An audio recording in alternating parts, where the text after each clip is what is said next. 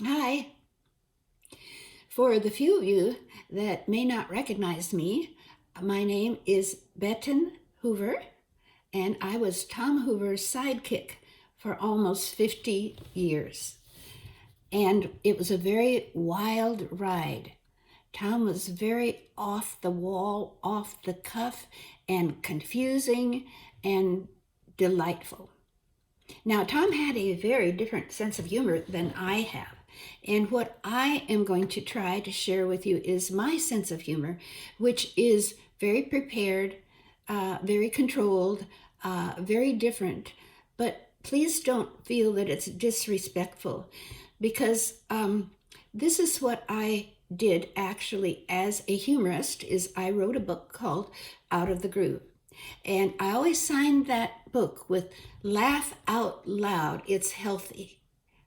And that quote is actually from the Bible. It's from Proverbs. And it says, "A merry heart does good like a medicine." And I feel we need merry hearts to mend broken hearts. So I just warn you that my humor is a little different. So just bear with me and see if it suits you. There is a time to mourn and a time to dance, and that's biblical also. So with my words, I hope to give you a time to dance. Now, you wouldn't think that the most fun you could have was talking to the funeral director on your first meeting. So I went into the funeral parlor, very lovely, very nice, very quiet, very sedate. And I met a man who was obviously very dignified, very solemn, not knowing what to expect, very respectful.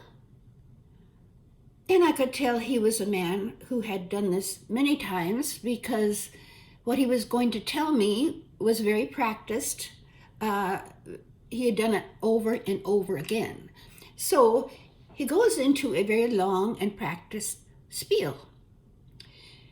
And he's telling me there are amongst what he's telling me, there are two types of funerals you can have. One is a traditional funeral with a body, open or shut casket, or you might choose cremation, and you would have that service as well, but you might only have the ashes that are that person's, or you might have a picture of that person. Okay. And then he says to me, "So what do you think your husband would want?" And I gave a very soulful response. "Well, we are Minnesotans, and my husband's favorite Netflix series was The Vikings. And we are very, very big Viking fans. So I am pretty sure he would like something traditional, but not with a burial. He actually was a lot of times on fire in his career as a drag racer. And therefore, let's do this. Let's go with a Viking boat pushed out onto one of our Minnesota lakes and set it ablaze in a flaming funeral pyre." And I think that the funeral director, I think this was new to the funeral director. I don't think he'd ever had that request, at least not recently, because I don't think those permits have probably been issued since the 1400s. Yes. So I said to him, I know that not everyone would want to have that on one of their lakes, because not everybody in Minnesota, much to people's surprise, are not Norwegian, or are they Swedish. So I said, gotta deal with that. Well, wait, I've got an idea. During the summer in Minneapolis, a very big event is called the Aquatennial Celebration. And the Aquatennial Celebration has lots of venues. It's an extravaganza. But the one that people tend to really like the most is the milk carton boat races. So I said, maybe we don't need a permit.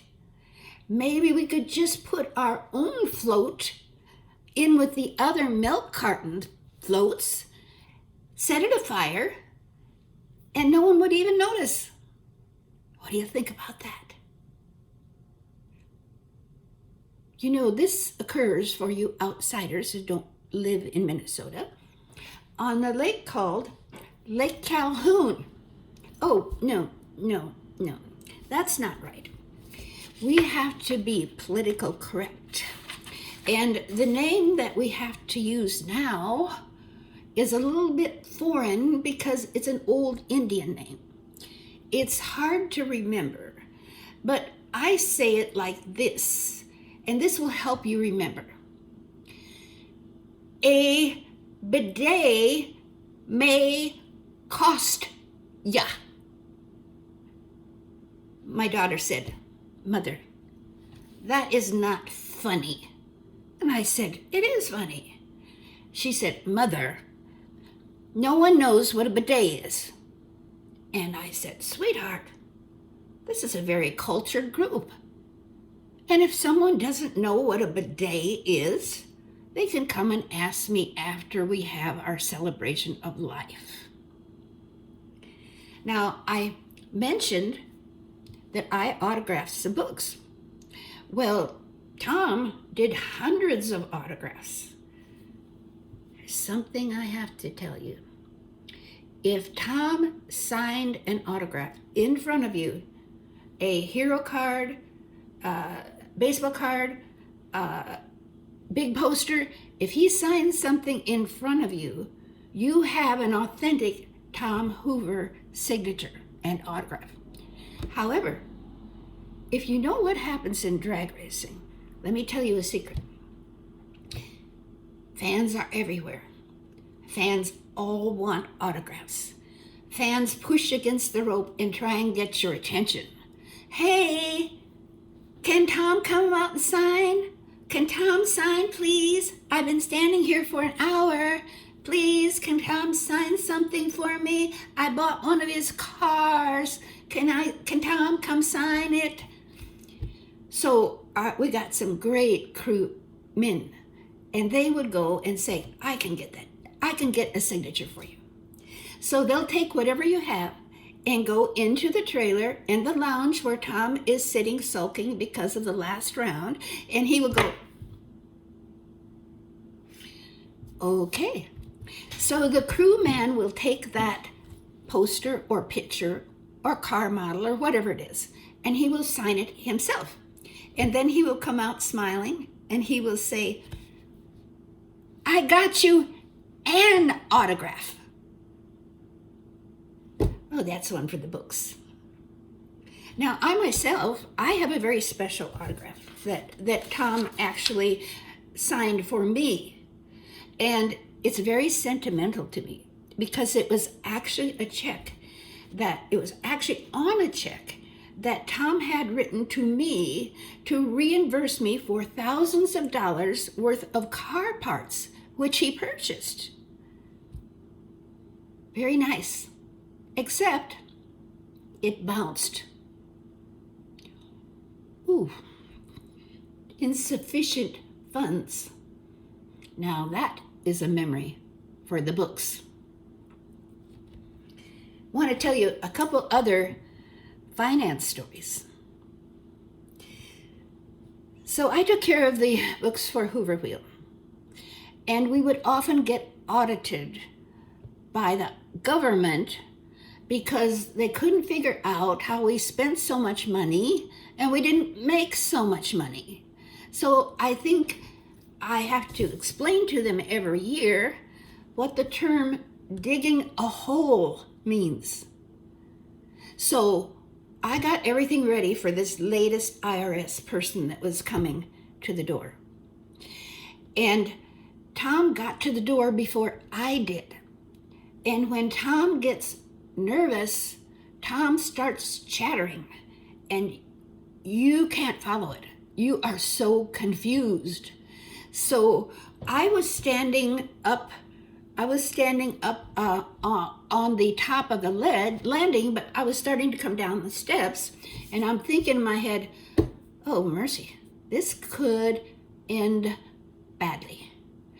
So Tom sees me, and he says to the man that he's just been chattering his ears off, he said, "This is my wife. She's great. She'll help you with anything you want to know. She just keeps great records." And then he said, hold on.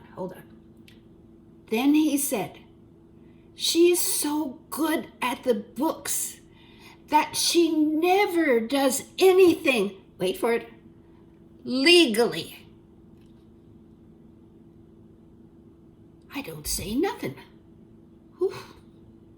That's one for the books. We would often go through border crossings, Mexico, Canada. So we're coming from Edmonton Raceway, and we have, I don't know what it was, $15,000, $20,000 worth of small bills. Quite a big envelope, and I'm sitting on it. So we get to the window, and the guy says, "How long have you been in Canada?" And Tom answers, 2 days. And then the man says, "And what have you been doing in Canada?" And Tom said, "Oh, we went to a drag race." Now, he looks at the great big rig, and he said, "Oh, this looks very professional. Do you earn money drag racing?" And Tom said, "Oh, no. We race for trophies." The man said, "Oh, you race for trophies?" Tom says, "We race for trophies." He said, "We got no money, but if you want to come into this truck and search everything, you're completely welcome. You won't find anything." And I think to myself, oh, mercy, this could end badly. And then the guy says one last thing he wants to know from Tom. One last thing. Just tell me one last thing. "So what do you do for a living?" And Tom answers very proudly, "Oh, I drag race." You can't believe what happened next. The guy goes, move on. "Next." Oh boy, that was one for the books. Now here's my favorite story, and it's just about everybody I've ever told it to's favorite story about Hoover tours. We did a lot of traveling on the road, and this is before GPS, and you would encounter a lot of things. You would encounter fires and crashes and road work and any number of things, and detours and stopping, and traffic stopped for miles, and we're on a time limit. And so Tom sees a road, and it looks good. It's marked off the beaten path, but it's a marked county road, so it's got to be all right. It's paved. So we start taking our rig down this paved road, and as we go, the paved road, the concrete turns into gravel. Now, we don't like gravel because it pits up our car and our undercarriage and all, can make a mess of your rig. So I'm saying to Tom, this is not a good idea. This could end badly. And Tom says we never turn around, we always go forward. So we're going into the on the dirt road, and it becomes something like you would see where the two tire tracks are actually cow trails, and we are in a big field, and we're surrounded by a forest. We're surrounded by trees everywhere and bushes everywhere, and we're going through these things and we're collecting them. And so we've got stuff hanging off us, one side, off us, hanging off us on another, and we look like one of those tanks that they try to camouflage with a bunch of branches. And Tom's still going forward, all this stuff hanging off us. We're coming to a hill, and he says to me, you know, the only thing I'm really worried about is if we should happen to run into one of these one-lane bridges, like they always have, in these little podunk places, they always have a one-run bridge. And we come over the top of the crest of that hill, and he keeps thinking, well, it's gotta turn around somewhere. And instead, there it is. One-lane bridge. And I think to myself, oh, mercy, this has got to... I wish you'd stop texting me. I did have that written down. Do not text me. Anyway, right at the good part of the story, too. And so Tom says, I'm looking at that bridge, and I'm saying to Tom, no.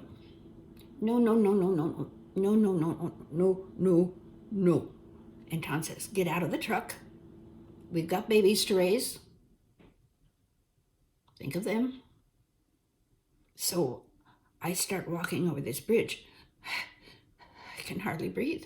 And this bridge is so decrepit, it is falling apart. And the sides of it are all crumbling. There's no sides to it, but I mean the sideboards are all crumbling. And I'm praying, and I'm terrified. And I turn around, and I hear the truck start to rumble and thunder. And I can't look. And when that weight of that rig hit that bridge, the sound you would never forget. It was screeching. It was crying. It was cracking. And it shook so hard that there was a huge dust cloud that came and completely surrounded the rig. And I'm backing up and backing up and backing up. And out of this cloud comes a very colorful tractor trailer.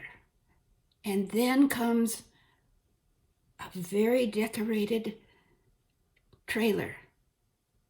And I'm so amazed, I'm so shocked. And the thing settles right down beside me. And Tom says, get in. So I get in the rig. I'm still shaking. I don't say nothing. We go on for 15 minutes. He doesn't say nothing. Neither of us say nothing. And then I turned to Tom and I said, Tom, that bridge limit was 2,500 pounds. What do we weigh? And Tom said, oh, about 35,000 pounds. Oh my, that was one for the books. Now, I have said many times in this talk with you that I thought that I exclaimed, oh mercy, this could end badly. And I thought that about Tom when he broke his leg and he suffered a stroke and he was facing going to rehab. He did not want to go to rehab. He was afraid he would never walk again. He was afraid of being bedridden. And mercy heard him. God heard him. The God of mercy heard him. And that isn't how his life ended.